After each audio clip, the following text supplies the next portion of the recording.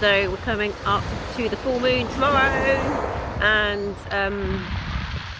it's really a question as to like, what is your go-to to release the madness? For me, skinny dipping, cup of tea, dog, chocolate. That's ultimately what I need to get back into my zone, and some good music. And so just to kind of clear what feels like a never like shitstorm, to clear out. It's like, when will we get to that end of that barrel of all the shitty city stick stuff? You know, when will that end? And I'm kind of hoping this full moon one is.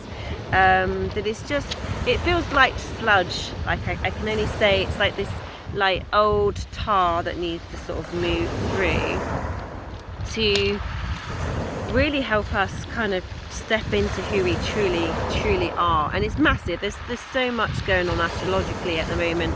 There's so much that's shifting through with the pathway of the violet rose that I'm holding in the container with some other beautiful goddesses.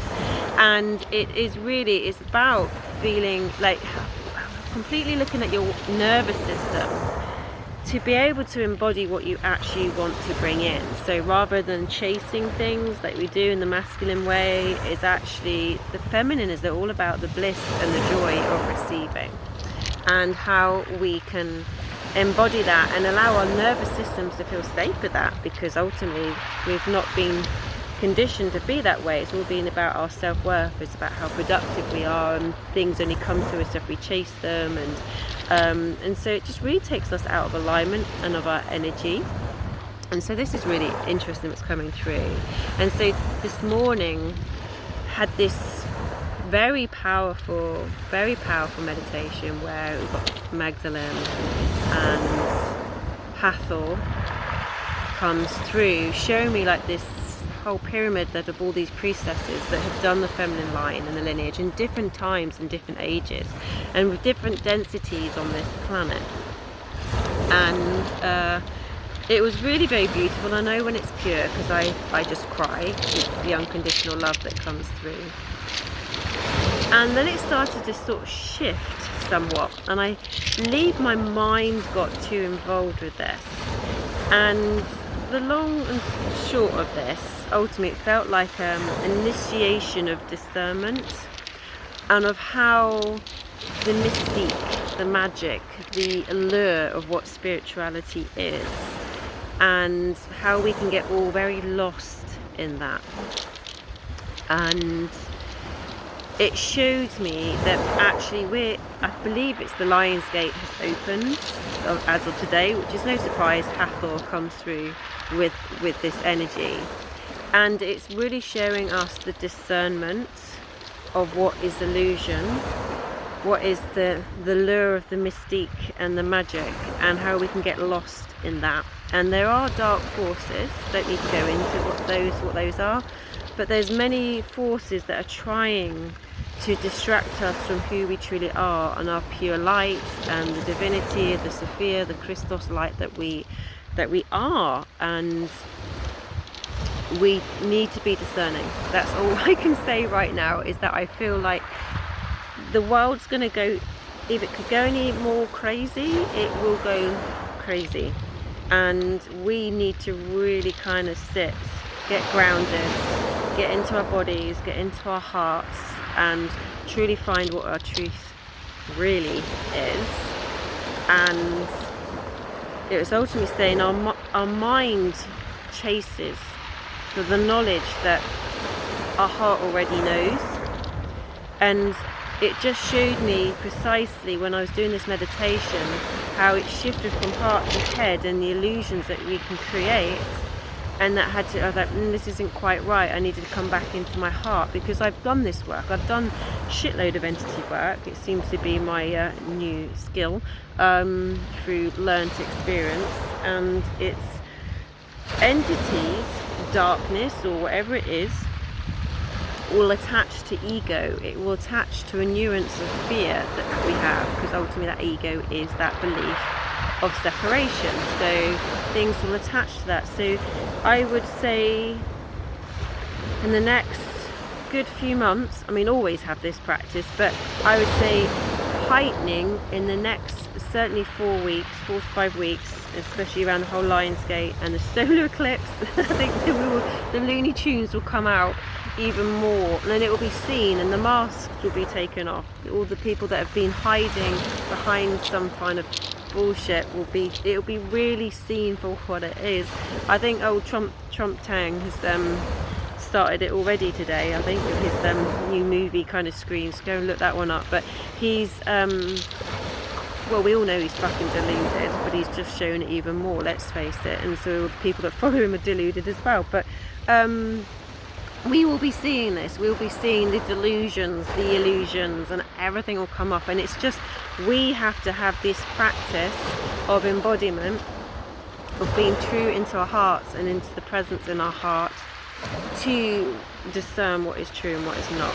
Okay, even our own belief systems, even our own illusions that we tell ourselves, and the stories that we tell ourselves, and the attachments that we have. And we need to really, in this like next 4 weeks, and this full moon is coming up, to be truly in our heart and to clear anything that isn't of our truth, and to the courage to do that, because it's a lot to do with Leo and Jupiter. And so when we do this, it also, I feel like conscious leaders will come through, the ones that have been hiding. Well, not saying hiding, just hidden, which often I feel like that myself at times. You feel like you've got so much to share and so much to offer, and you see the power of your own work, of what you can see in the transformation in people. And the frustration comes from not being able to help more people. And so hopefully this will be this mask, this shift that comes off, where the people that actually are true of heart, the ones that are authentic, the ones that actually want the greater good for all, not a hierarchy. They want to lead from a place of own leadership and from inspiration from their own who they are, and walk the talk ultimately. And I guess I'm expecting authenticity to really shine out, which is like the highest frequency in terms of heart and truth. It's the most felt frequency that we can hear if we're listening from our hearts. This is the thing, the heart is the wisdom. The mind confuses, we need to bring them into coherence, and the heart is the grounding force of the mind. And yeah, we just need to keep these practices going, and to not get lost in our senses, especially with AI and everything is there to distort the truth and get you distracted, because the powers to be, or whatever you want to call them, they know how powerful you are. They know that you are the creator and the observer. How you observe things, how you choose to see things, how you choose to give emotion to things, you're actually creating that. So things that quantum physics or science will say, until it's observed, does it exist? And so we have to be really discerning what we're observing, what we're giving our energy to.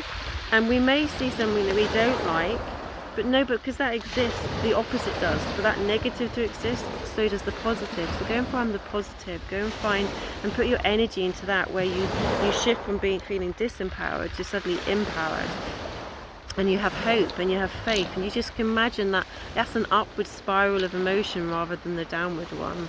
And that's when we break out of this victim, martyr, perpetrator cycle. This is when we realize the power that we are we are all this light that's birthed us. The belief of separation is the illusion, and we start uniting from our hearts and create a fucking amazing world because of that.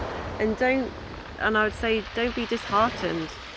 We often think that we're the only ones, or there's not many out there. Actually, there's a lot out there. It's just the noise of anything that has been drowning everyone that is of the higher light, and the voices that they want, and the great things that are happening, and the communities and people coming up, and technology coming up with amazing things. We just don't necessarily hear it, but it is happening, and it is shifting, and we can change the world when we change our inner world first. So we are more powerful than we realize. So I just wanted to share that with you, really, and send out lots of love, and have your go-to what brings you joy, because it's the joy that's going to be the pattern breaker. It's going to be the spine that can take you out of the sludge and like just hold you and move you through it. So just keep finding what brings you joy, and especially being in this beautiful summer that we're experiencing, is to take a stiller moment, take moments of joy,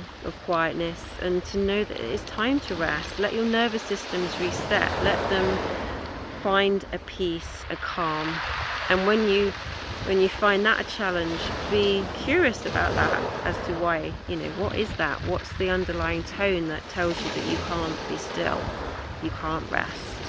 And again, that's a conditioning. So if you need any assistance with this, you need any support, or okay, I'll reframe that.